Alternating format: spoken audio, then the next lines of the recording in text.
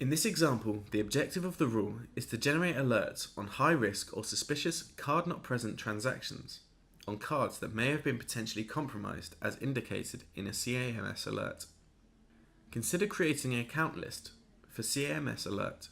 Once created, this will need to be implemented within a case creation rule. To create an account list, click on Account Management, select Account Lists, and click on Create New List. Then give this list a name, CAMS Accounts Lists.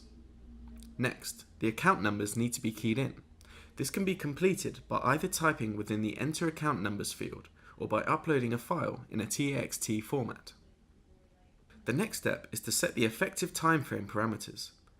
This can either be until further notice or to a specific date. For this list, select Until Further Notice.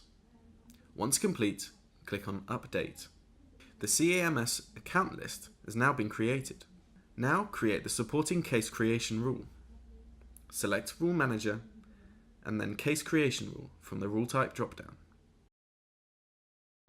Then click on Create New Rule. Give this rule a name. For example, CAMS Accounts Moto Transaction. Add a meaningful description to this rule. Alert high-risk Moto transactions of CAMS identified, confirmed or suspect compromised accounts. Then add a definition.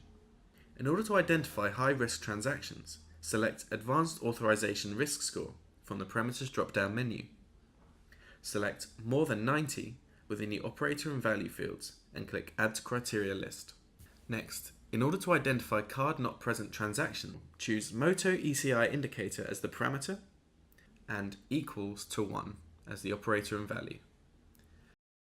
Click on Add. Next, use the account list within the optional criteria. Click on Add Optional Criteria and select Account List from the Parameters drop-down. For operator, select equals to, followed by the account list you have created, CAMS Account List.